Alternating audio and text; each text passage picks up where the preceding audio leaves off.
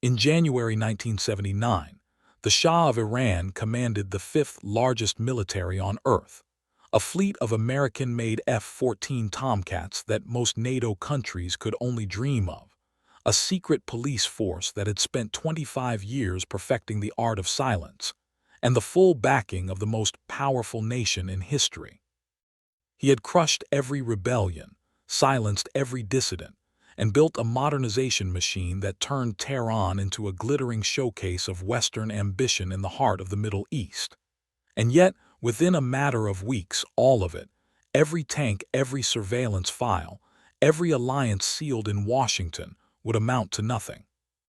Because what was coming for the Pahlavi dynasty was not an army, not a foreign invasion, not a rival general with a coup, but something far more dangerous, something no amount of American weaponry could stop. Millions of ordinary people, unarmed, flooding the streets of every major city in Iran, chanting a single name.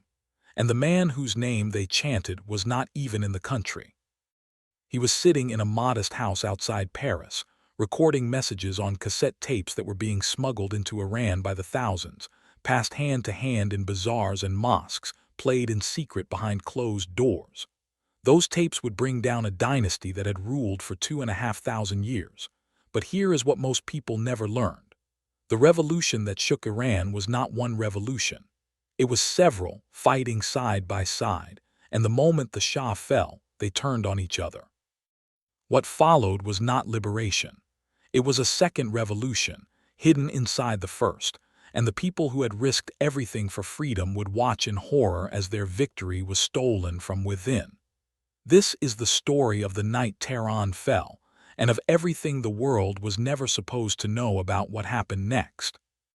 If this story grabs you, make sure you subscribe to this channel and turn on notifications so you never miss another one.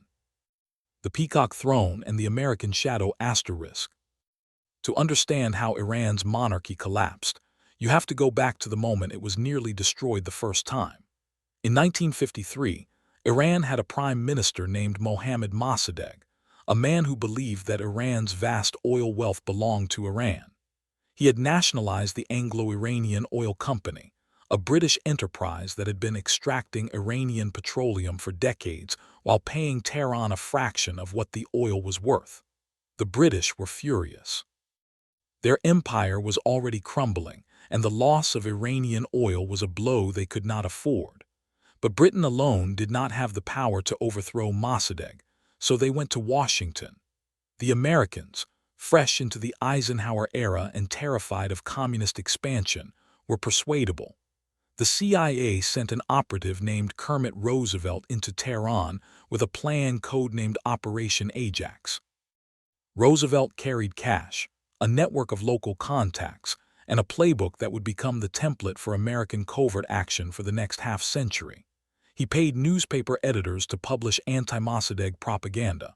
He hired street thugs to stage fake communist riots, making it look like the country was descending into chaos.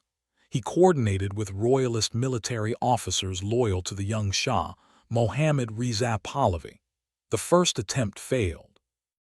On the night the coup was supposed to happen, Mossadegh's guards arrested the soldiers sent to detain him, and the Shah fled the country. But Roosevelt did not give up.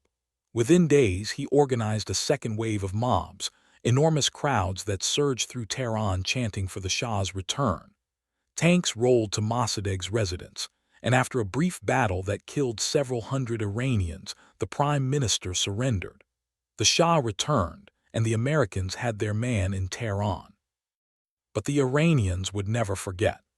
The overthrow of Mossadegh planted a seed of resentment that would take 26 years to bloom, and when it did, it would consume the Shah and the entire American position in the Middle East. Building the illusion. After the coup, Mohammad Reza Pahlavi set out to transform Iran into the most modern nation between Europe and Japan. He launched what he called the White Revolution in 1963, a sweeping series of reforms that included land redistribution, the construction of roads, dams, and factories, literacy campaigns, and the extension of voting rights to women. On the surface, it was spectacular. Tehran became a city of wide boulevards, glass skyscrapers, and European-style cafes where men and women mingled freely. The Shah cultivated relationships with Hollywood, with European royalty, with American defense contractors who sold him the most sophisticated weapons systems in the world. Iran was to be the guardian of Western interests in the Persian Gulf, and the Shah played the part with theatrical precision. In 1971, he organized the most extravagant celebration the modern world had ever seen, a party at the ancient ruins of Persepolis to mark 2,500 years of Persian monarchy. Kings, presidents, and dictators flew in from around the globe. Maxims of Paris catered the event. Tents made from 37 kilometers of silk housed the guests. The cost ran into the hundreds of millions of dollars. To the Shah's supporters, it was proof that Iran had arrived on the world stage. To his critics, it was proof that the monarch had become so detached from his people that he would spend a fortune celebrating himself while millions lived in poverty, without clean water, without electricity, without hope. But the celebration at Persepolis masked something far more dangerous. While the Shah was toasting champagne with foreign dignitaries, a network of opposition was quietly growing in the shadows of every mosque in the country. And at its center was a cleric the Shah had exiled years earlier, a man he considered irrelevant. That assessment would turn out to be the costliest miscalculation in the history of the Middle East. The voice on the tapes. Ayatollah Ruhollah Khomeini had first clashed with the Shah in 1963, when he publicly denounced the White Revolution as an American plot to destroy Islam and undermine Iranian sovereignty. The Shah's secret police, known as Savak, arrested Khomeini and eventually forced him into exile, first to Turkey, then to Iraq, and finally to France. For 15 years, Khomeini lived outside Iran, but he never stopped speaking. From his base in the Iraqi holy city of Najaf, and later from a small house in the Parisian suburb of Nofal-le-Château, Khomeini recorded messages on cassette tapes that were smuggled into Iran through an elaborate underground network. The tapes were duplicated in secret, distributed through the bazaars, the mosques, the religious schools, and played in living rooms across the country. In an era before the internet, before social media, before satellite television, Khomeini built a revolutionary communications network using technology you could buy at any electronics store. His voice became the voice of opposition, not because every Iranian agreed with his vision of an Islamic state, but because he was the one figure the Shah had failed to silence. Secular liberals listened to Khomeini because he opposed the dictatorship. Leftists listened because he condemned American imperialism. The merchant class listened because the Shah's economic policies had enriched a tiny elite while inflation crushed everyone else. The rural poor listened because the clerics were the only authority figures they had ever trusted. Each group heard what it wanted to hear, and Khomeini, whether by instinct or by strategy, let them. He spoke in broad strokes about justice, about freedom, about returning Iran to its people. He rarely described in detail what his Islamic Republic would actually look like. That ambiguity was his greatest weapon. It allowed the revolution to become a tent large enough to hold everyone, at least for now. Meanwhile, Savak continued its reign of terror. The Shah's secret police had been trained by the CIA and by Israel's Mossad, and they had built a surveillance apparatus that penetrated every layer of Iranian society. Informants operated in universities, in factories, in the military, even inside the clergy.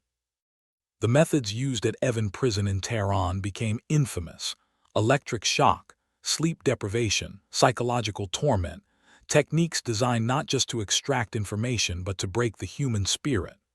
The paradox of Savak was that the more brutally it operated, the more it proved Khomeini's point. Every arrest, every disappearance, every whispered story of what happened behind Evin's walls pushed more Iranians toward the revolution. The Shah's instrument of control was becoming the revolution's most effective recruiting tool. Black Friday and the point of no return. The tipping point came on September 8, 1978, a date that would become known as Black Friday.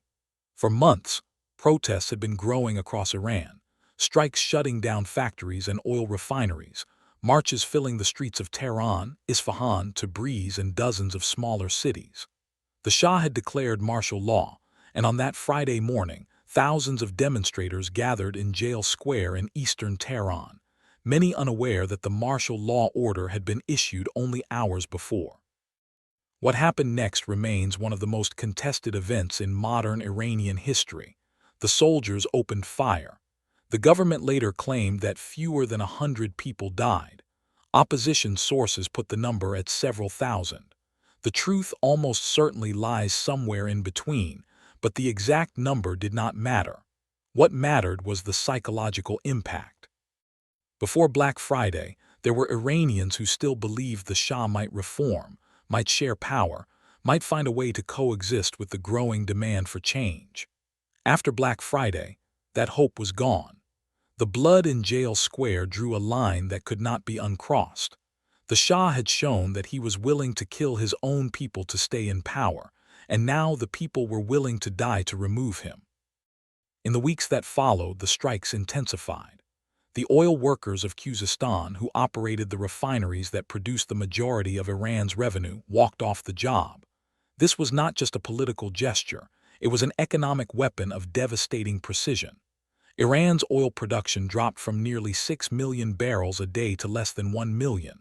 The economy began to collapse. Businesses closed. The currency lost value by the hour, and still the marches grew larger. By December of 1978, an estimated 6 to 9 million Iranians took to the streets in what remains one of the largest protest events in human history. To put that in perspective, Iran's total population at the time was around 37 million. Roughly 1 in every 4 or 5 citizens was marching. No government on earth could survive that. The Shah's last days. Inside Nayavaran Palace in northern Tehran, Mohammad Reza Pahlavi was crumbling. The man who had once projected absolute authority was paralyzed by indecision, weakened by the secret that only a handful of people knew. He was dying of cancer. He had been diagnosed with lymphoma years earlier and had been receiving treatment in secret, terrified that any sign of weakness would invite a coup from within his own military.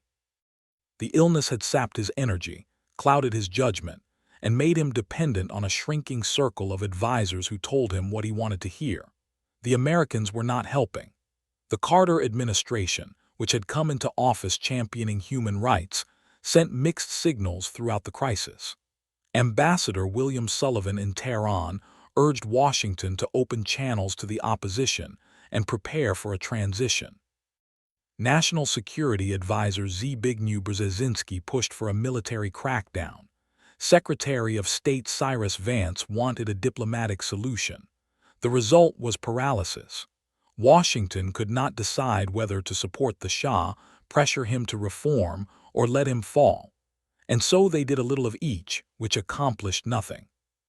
By January 1979, the Shah had run out of options. On January 16, he left Iran, ostensibly for a vacation, though everyone understood it was permanent. State television broadcast the footage of his departure, the Shah and Empress Farah descending the steps of the palace, climbing into a car, driving to Mehrabad Airport, boarding a plane. He paused at the top of the aircraft stairs and looked back. Some accounts say there were tears in his eyes. He carried with him a small container of Iranian soil. He would never return. The moment the plane lifted off, Tehran erupted. People poured into the streets, honking car horns, dancing, distributing sweets. Statues of the Shah were pulled down. Portraits that had hung in every government office for decades were torn from the walls and burned. 2,500 years of monarchy, or at least the mythology of it, ended not with a battle but with an airplane climbing into a gray January sky. The return.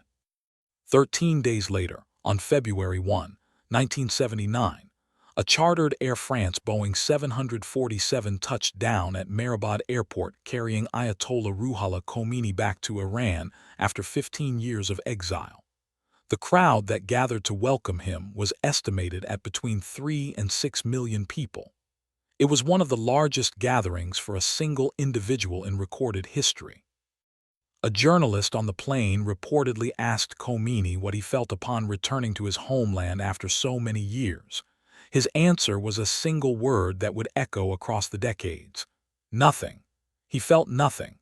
It was either a statement of profound spiritual discipline or a chilling preview of the ruthlessness that was to come.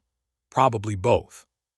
The Shah's last prime minister, Shapur Bakshir, had been appointed in a desperate final attempt to preserve some version of the constitutional monarchy.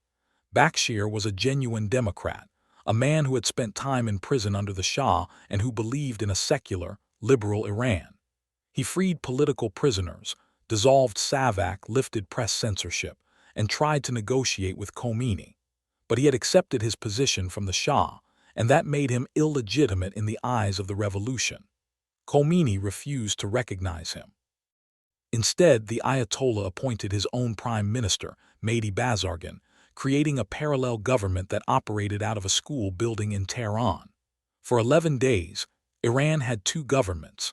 The standoff ended on February 11, when a group of Air Force technicians, the Hamafars, mutinied and joined the revolutionaries. Street fighting broke out across Tehran. Military units loyal to the government clashed with armed civilians and defecting soldiers. By evening, the Supreme Military Council announced that it was withdrawing all troops to their barracks, declaring the armed forces neutral in the conflict between the two governments. It was a polite way of saying the military had given up. The monarchy was finished. The revolution devours its children. And now came the part of the story that most of the world missed. The revolution had been a coalition, a broad alliance of Islamists, secular nationalists, communists, socialists, liberal Democrats, feminists, ethnic minorities, and ordinary citizens united by a single goal: removing the Shah. Once that goal was achieved, the alliance began to fracture almost immediately. Khomeini moved with astonishing speed to consolidate power. In March 1979, he held a referendum asking Iranians to vote on the establishment of an Islamic republic. The ballot offered only two choices, yes or no, with no definition of what an Islamic republic would mean in practice. The result was an overwhelming yes, officially over 98%, though the conditions of the vote were far from free. A new constitution was drafted that created the position of supreme leader, a role held by a senior cleric who would have authority over the president, the parliament, the judiciary, and the military. The Constitution also established the Assembly of Experts and the Guardian Council, unelected bodies dominated by clerics that could veto legislation and disqualify candidates. It was a framework designed to ensure that ultimate power would always remain in the hands of the religious establishment, regardless of what the people voted for. The secular and leftist groups who had fought alongside the Islamists were systematically eliminated. The Mujahideen Khalq, a leftist Islamic organization that had been one of the revolution's most active fighting forces, was first marginalized and then violently suppressed. The Communist Two-Day Party, which had initially supported Khomeini, was eventually banned, its leaders arrested and forced into televised confessions. Liberal politicians like Bakshir and Bazargan were pushed aside. Bazargan resigned as prime minister in November 1979, exhausted and disillusioned. Bakshir escaped to Paris, where he would live in exile until 1991, when agents of the Islamic Republic assassinated him in his own apartment. Kurdish and other ethnic minority groups that had expected the revolution to bring autonomy instead found themselves facing military campaigns. The prisons that SAVAK had filled with the Shah's enemies were now filling with the revolution's enemies. Evin Prison, which had become a symbol of monarchical oppression, simply changed management. The cells remained in use. The methods, according to survivors, became even worse. Women who had marched alongside men, organized strikes, smuggled weapons, and cared for the wounded, discovered that the new order had specific plans for them. The family protection law, which had given women the right to divorce and raise the marriage age, was suspended. The mandatory hijab was imposed. Women who protested the new dress code were attacked in the streets. The revolution that millions of women had helped make possible was now telling them to cover their heads and go home.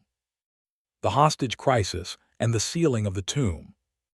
The final act that locked Iran into its new identity came on November 4, 1979, when radical students calling themselves the Muslim student followers of the Imam's line stormed the American embassy in Tehran and took 66 diplomats hostage. The students initially planned a short occupation to make a political statement about American interference, but Khomeini saw an opportunity. He endorsed the takeover, transforming it from a student protest into a state-sanctioned confrontation with the world's greatest superpower.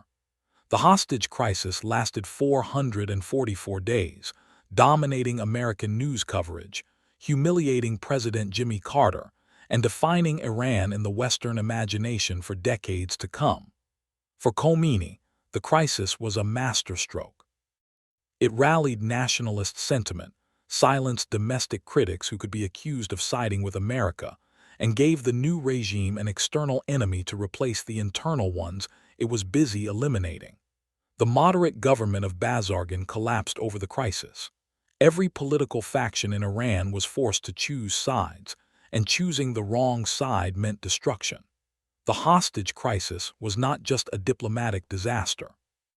It was the mechanism through which Khomeini eliminated the last remnants of opposition and cemented the theocratic state. The Americans attempted a rescue. On April 24, 1980, Operation Eagle Claw sent helicopters and transport aircraft into the Iranian desert to extract the hostages. The operation was a catastrophic failure. Mechanical breakdowns reduced the helicopter force below the minimum needed, and when the mission was aborted, a collision between a helicopter and a transport plane killed 8 American servicemen. The wreckage was displayed on Iranian television. Khomeini declared that God himself had intervened to protect the revolution. The hostages were eventually released on January 20, 1981, the exact day Ronald Reagan was inaugurated, a final humiliation timed with surgical precision. The legacy that still burns asterisk. The Iranian Revolution of 1979 did not just change Iran. It changed the world. It demonstrated that a popular uprising could overthrow a Western-backed government armed to the teeth, and that religious identity could be mobilized as a political force more powerful than any ideology the 20th century had produced. It inspired Islamist movements across the Middle East, from Hezbollah in Lebanon to the Muslim Brotherhood in Egypt. It triggered the Iran-Iraq War, an 8-year conflict that killed roughly 1 million people. It created a permanent rupture in U.S.-Iran relations that has shaped American foreign policy for over 4 decades. And it left an enduring question that still haunts everyone who studies it. What if the Americans had not overthrown Mossadegh in 1953? What if Iran had been allowed to develop its own democracy, imperfect as it might have been, without foreign interference? Would the revolution have happened at all? Would Khomeini have remained an obscure cleric in Najaf? Would Iran today be a secular democracy, a prosperous ally of the West? No one can answer these questions with certainty. But the fact that they still provoke fierce debate, more than 4 decades later, tells you everything you need to know about the weight of what happened the night Tehran fell. The Shah left carrying a handful of Iranian soil. Khomeini returned carrying a vision that would reshape the destiny of nations. And the millions who marched between those 2 moments, the students, the workers, the women, the merchants, the dreamers who believed they were building something new, most of them never got the country they were promised. The revolution consumed them, as revolutions so often do, leaving behind a nation defined not by what it achieved, but by what it lost.